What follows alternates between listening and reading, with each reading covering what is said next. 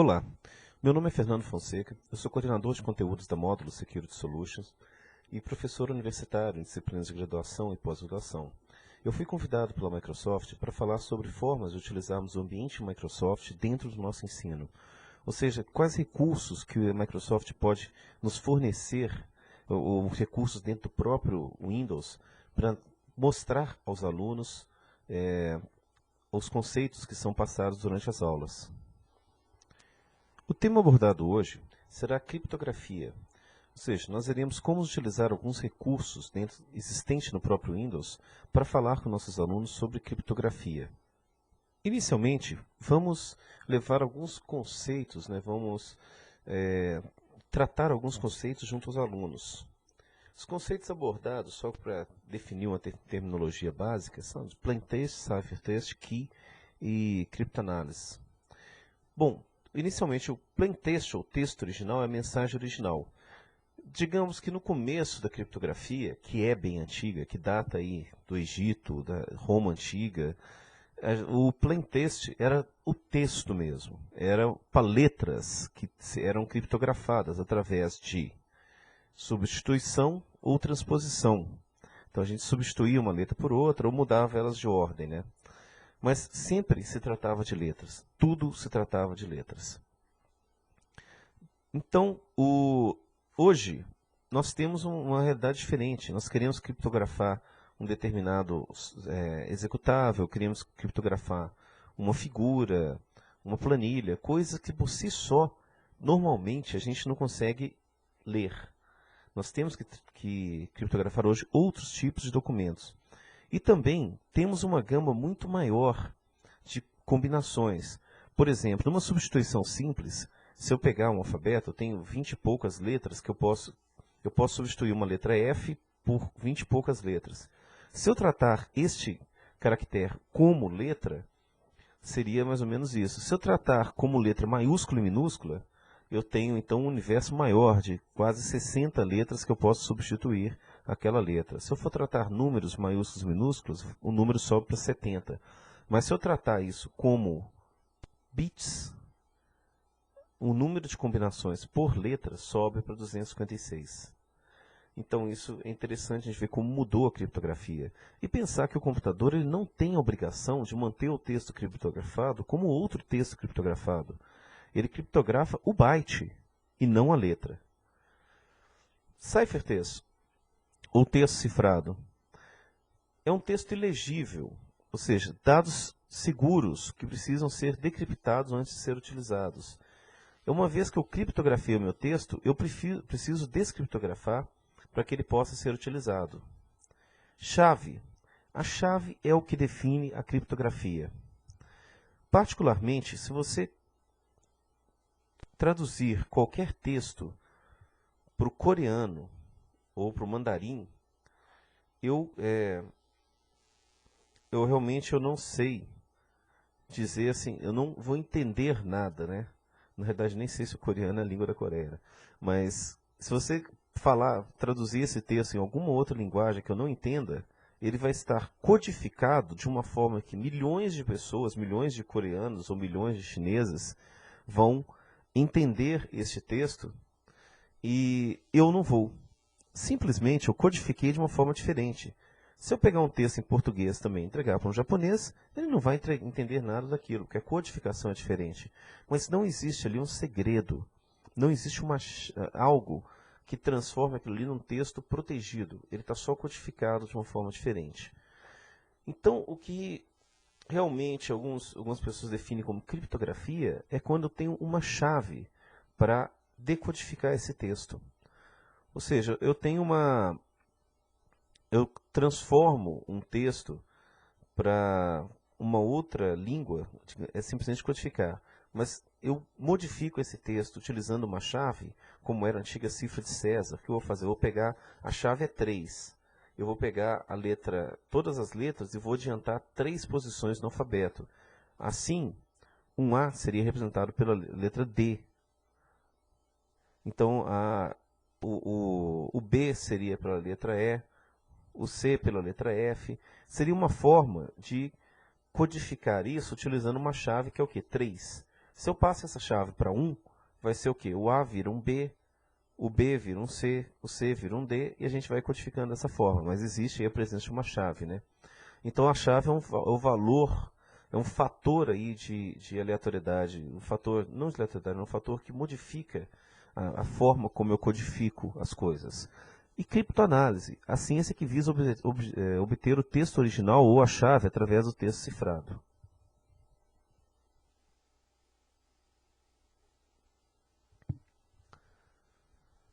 Primeiro ponto a ser discutido aí é a criptografia de chave simétrica, ou criptografia simétrica.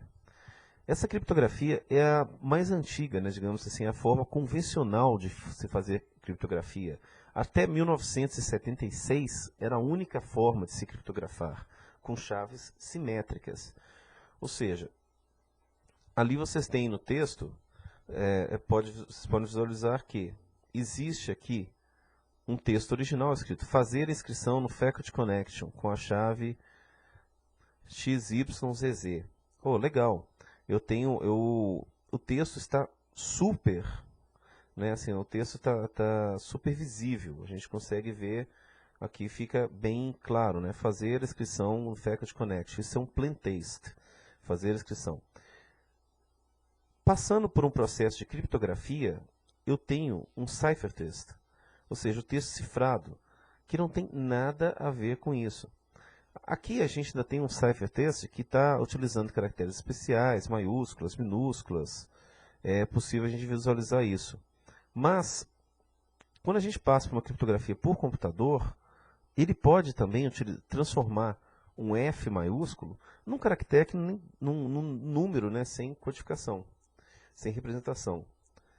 Feito isso, nós vamos, outra pessoa, né, vai decriptografar ou decifrar esse texto. Essa parte de decriptografar, ou descriptografar, decifrar, é feita com a mesma chave, ou seja, um segredo compartilhado. Se eu usei uma senha para isso, a minha senha é Microsoft, então a pessoa vai ter que usar a mesma senha, Microsoft, para transformar o texto cifrado num texto puro. Ok? Por isso, essas chaves são chamadas simétricas, porque elas são semelhantes. Elas não precisam ser a mesma, assim, elas são a mesma chave no sentido de especificações. Né? Uma pessoa digita uma chave, outra pessoa digita outra chave. Porque um exemplo que eu dou para mostrar isso, de vez em quando, é quando eu falo da Citali. Uma Citali, ela era uma forma de criptografia, de transposição, em que as pessoas enrolavam uma cinta em um bastão e escreviam nesse bastão. E qual que era a chave? Era um bastão da mesma espessura. Então eu mostro ali com os bastões, com os pincéis, né?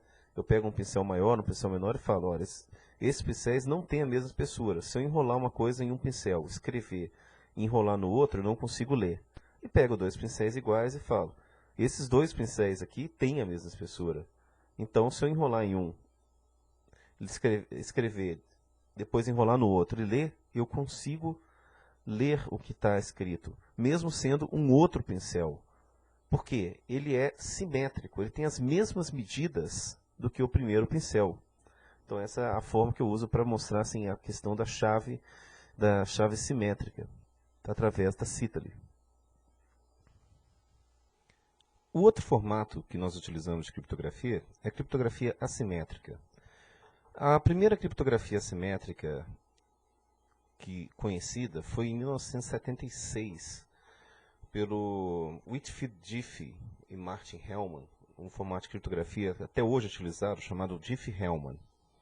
Depois descobriu-se que a Inglaterra já tinha criptografia assimétrica há tempos, mas não divulgava.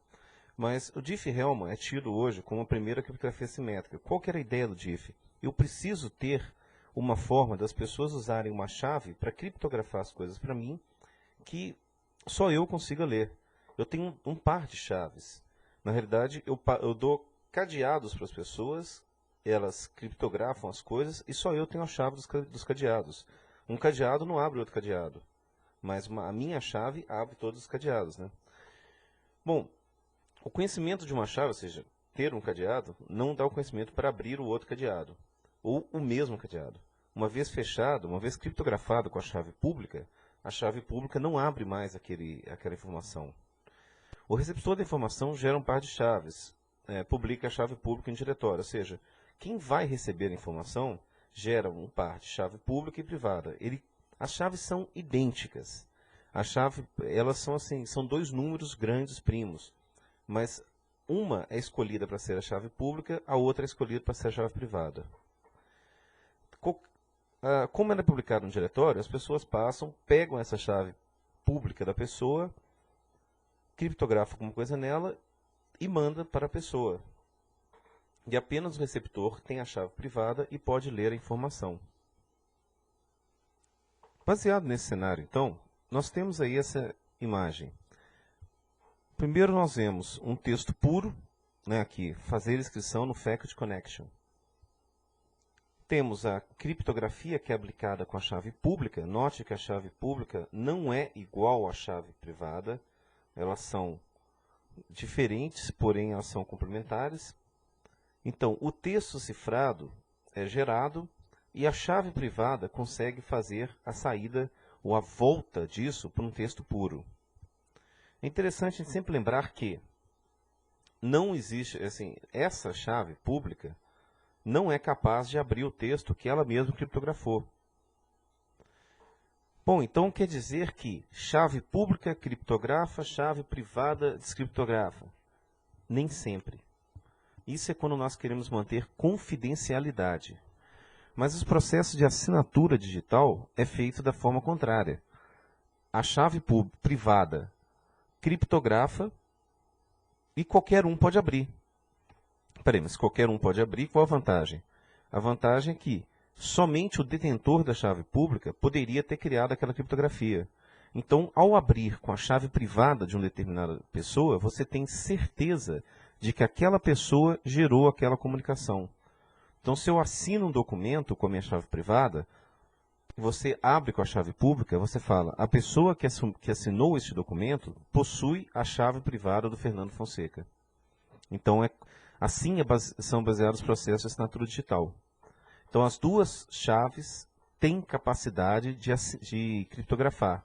Porém, o que vai dizer se você quer confidencialidade ou autenticidade é qual chave você está usando. Ou seja, qualquer um pode assinar com sua chave pública. Você não tem autenticidade quando alguém criptografa com a sua chave pública. Você tem confidencialidade, que só você abre.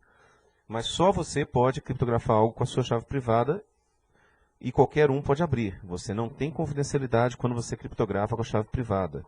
Mas você tem autenticidade, porque as pessoas sabem que só você pode ter criado aquela mensagem criptografada.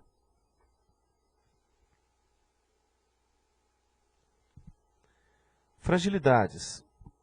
Prós e contras de criptografia simétrica e posteriormente assimétrica. Primeiro vamos ver que a fragilidade é que a chave tem que ser combinada com certa antecedência, ou seja, é um segredo compartilhado. Eu tenho que de alguma forma encontrar um meio seguro para combinar a chave. Ela exige um canal seguro de comunicação, ou seja, na época da Segunda Guerra Mundial, os nazistas saíam com um livro de código para as máquinas Enigma. Era um livro feito com papel especial e com uma tinta que desmanchava na água. Então, quando um navio, um submarino, era abordado pelos aliados, eles tinham que destruir aquele livro. O oficial de comunicação jogava o livro dentro d'água para que as pessoas que estavam invadindo o submarino, o navio, não conseguissem buscar as chaves que foram pré-combinadas. Uma vez que um livro desse era comprometido, tinha que se trocar todos os livros de códigos. Então isso era um gerenciamento complexo das chaves. Hoje a gente tem isso funcionando nos bancos, por exemplo. Os bancos, a gente cadastra a senha de um cartão magnético comum, não um cartão com chave, com chip, chave, mas a gente cadastra a senha no cartão e essa senha fica gravada no mainframe do banco, né? Fica gravada no banco de dados lá do nosso banco. Então, para cada correntista, o banco tem um segredo compartilhado. Porque alguns bancos mandam a senha para a gente, ele gera e manda, mas ele tem que guardar a senha de cada um dos milhões de correntistas dele. E cada vez que ele vai conversar com o correntista, ele tem que pegar aquela senha, aquele segredo compartilhado dele com o correntista. A força, ou seja, a parte boa da criptografia simétrica, é que ela é muito mais rápida. Rápida e segura, né? Ela vai de 1000 a 10.000 vezes mais rápido. Até porque, para ter um nível de segurança, por exemplo, de 128, que você tem com 128 bits com chave simétrica, você precisa de 2.000 bits com uma chave assimétrica. Então a chave simétrica é muito mais simples de se criptografar. O problema da troca de chave que é a fragilidade. A chave assimétrica ela é extremamente lenta se comparada com a simétrica. Ela necessita de uma chave maior para fornecer o mesmo nível de proteção. Como eu falei, 2.000 bits para ser igual a 128 bits, por exemplo. Dependendo do algoritmo, é claro. Mas a força dela é que ela resolve o problema de troca de chave. Não seria possível hoje entrar no site e fazer uma compra de uma forma segura sem uma criptografia simétrica. Por quê? O site é o receptor. Nós entramos no site, pegamos a chave pública dele, um site de vendas, e criptografamos a mensagem para ele. Ali a gente começa a conversar criptografado, sem que a gente nunca tivesse tido um contato antes. Então, hoje, se a gente fosse ter um sistema de e-commerce sem criptografia assimétrica, provavelmente nós teríamos que combinar uma chave simétrica antes com o fabricante, por correio, telefone, alguma coisa, para depois começar a usar essa senha. Igual a gente faz nos bancos. Os bancos têm aquela assinatura digital que às vezes a gente tem que ir lá no gerente, digitar uma assinatura digital para depois usar na internet. Isso às vezes acontece.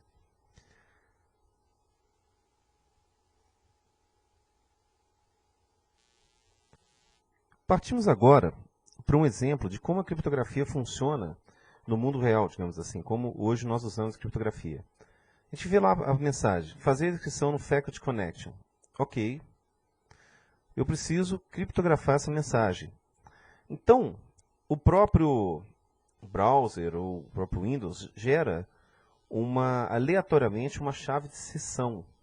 Então ali nós podemos ver aqui, ó, o gerador de números randômicos, que ele gera uma chave de criptografia simétrica, um algoritmo DES, AES, Blaufisch, Twofisch, qualquer coisa. Existem vários algoritmos simétricos que criptografam essa chave. Quando a gente chama de chave de sessão, é porque como aquele número é aleatório e a cada vez que a gente fizer esse processo vai ser gerada uma nova chave, essa chave pode ser chamada de chave de sessão. A chave pública do usuário é utilizada para quê? Para criptografar a chave simétrica. Então, se eu vou mandar um e-mail para o Alexandre Nardi, na Microsoft, eu pego a chave pública dele, pego o certificado digital dele, dentro do certificado contém a chave pública, e eu mando esta chave que foi utilizada, esta chave simétrica que foi utilizada, eu mando para que o Nardi possa abrir o conteúdo. Tá vendo? Eu girei a chave, depois eu peguei a chave pública do Nardi.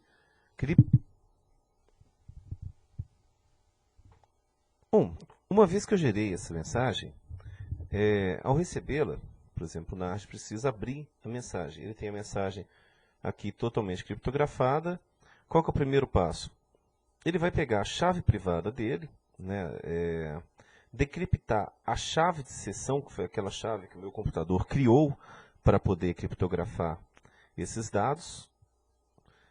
Aí ele vai aplicar a criptografia simétrica para poder decriptografar os dados e vai ter o resultado lá, fazer a inscrição no Faculty Connection. Então, a união dos processos simétricos e assimétricos são muito interessantes, tornam muito mais produtivo assim, o uso da criptografia. Você pode achar que para o seu computador, que está entrando no home banking, ele mal usa a CPU para poder fazer uma operação como essa. Mas para o computador do banco, que está lidando com milhares de transações ao mesmo tempo, se ele tivesse que fazer toda a criptografia assimétrica, o parque dele teria que ser muito maior, os custos seriam muito maiores. Então, a união de criptografia simétrica com assimétrica é a solução atualmente para esses problemas. Um outro item de criptografia que tem que ser abordado, que é muito importante hoje, são as funções de hash, que não é uma criptografia, porque você passa um determinado dado pela função de hash, mas ele nunca mais volta a ser o dado original. A função de hash é simplesmente um resumo, né, um CRC daquilo que era o texto original. Bom, eles são irreversíveis, tem tamanho fixo. No caso, o MD5 tem 128 bits, o SHA tem 160, 192, 256, tem vários tipos de SHA, né? O que nós usamos hoje, que é o SHA-1, ele tem 160 bits. E duas mensagens não podem ter o mesmo hash. O princípio do hash é que existe um hash único para cada mensagem. Caso você tenha duas mensagens com o mesmo hash, a gente tem colisão de hash. O MD5 foi criado pelo Ron Rivest, ele trabalha com 128 bits. Já tivemos antes o MD2, o MD4, hoje temos o MD5. Hoje já é quebrado e o uso dele é desaconselhável. Como assim quebrado? Eu posso colocar no Windows falando assim, eu só aceito que se execute um determinado programa que tenha este hash. Então eu posso falar assim, qualquer usuário da minha rede pode utilizar o Notepad e coloco o hash do Notepad. Mas eu posso contaminar a minha rede com um vírus que tenha o mesmo hash. Eu consigo hoje manipular o arquivo de forma que ele faça uma colisão de hash com o hash do Notepad. Então eu jogo um vírus para as redes que na hora que o Windows for analisar o hash do arquivo, ele vai ver, opa, é o mesmo hash. Por exemplo, é claro que o tamanho não vai ser o mesmo, entre outras coisas. Também é possível, o padrão americano, que é o SHA-1, ele também já foi quebrado e também é possível fazer esse tipo de colisão com o SHA-1. Existe um utilitário da Microsoft, está aqui no KB 841.290, chamado Microsoft File Checksum Integrity Verifier, que você verificar um comando de linha que faz cálculo MD5 e SHA-1 para você poder verificar qual que se realmente a integridade de um determinado arquivo. Nós vamos baixar, você pode ir no site da Microsoft, procurar por isso, KB 841.290, mandar salvar um minúsculo aplicativo, certo? Então a gente pode salvar ali o nosso KB.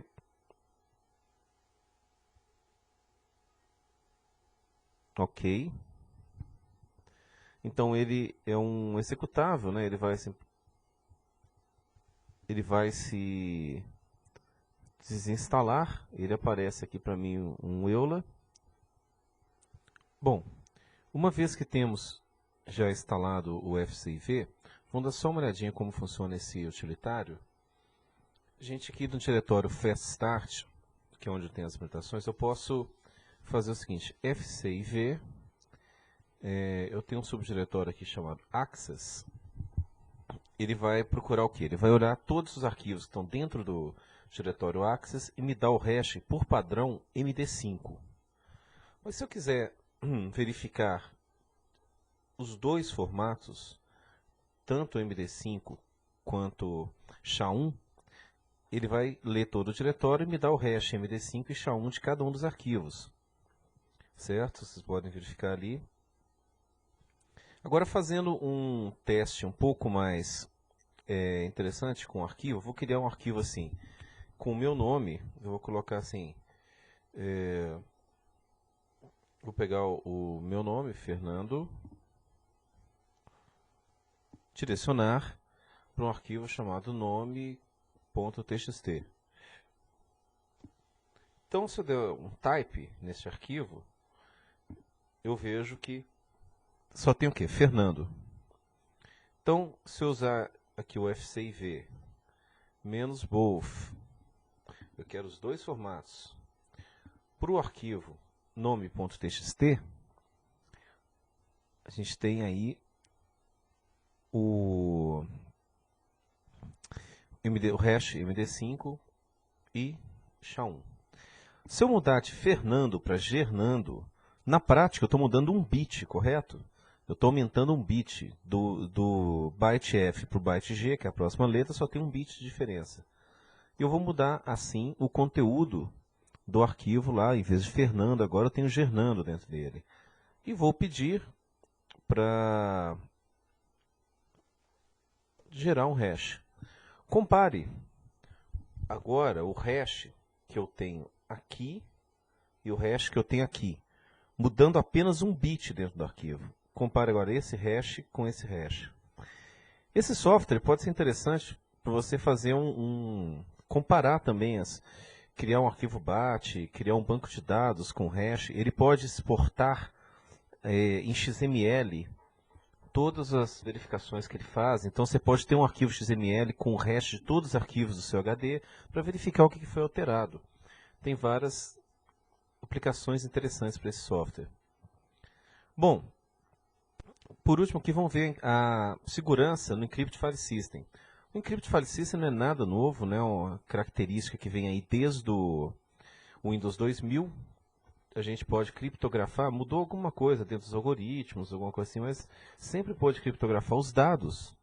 Basta a gente ir numa pasta, pedir aqui as propriedades, né? Verifica que a pasta Fast Start, eu vou no avançado e peço para criptografar o conteúdo e proteger os dados, que esse é o meu objetivo. Qual que é uma outra forma de eu fazer isso?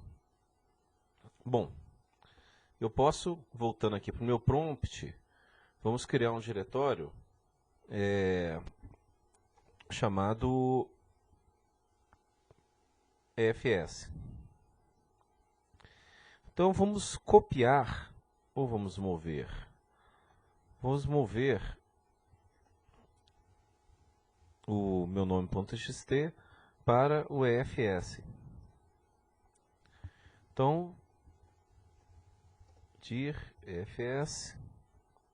Ok, eu tenho um arquivo. Agora vamos dar uma olhadinha um comando chamado cipher.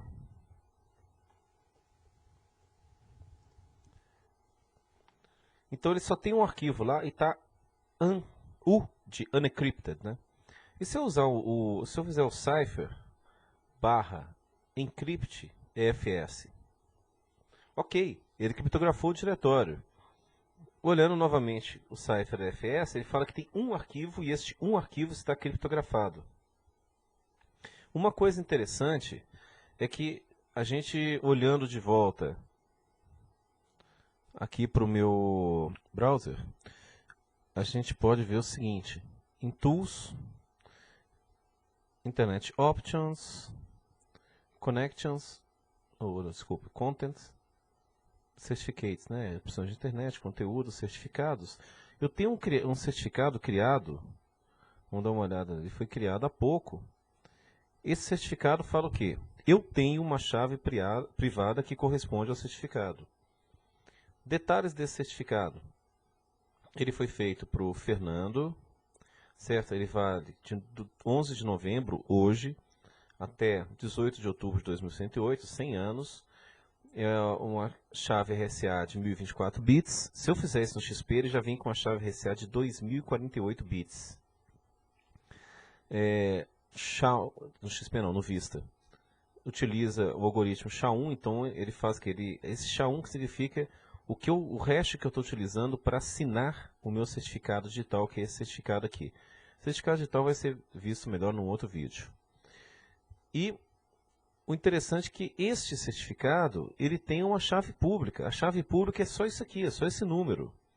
Então, isso é a chave que vai encriptar a chave de sessão que foi gerada para esse arquivo.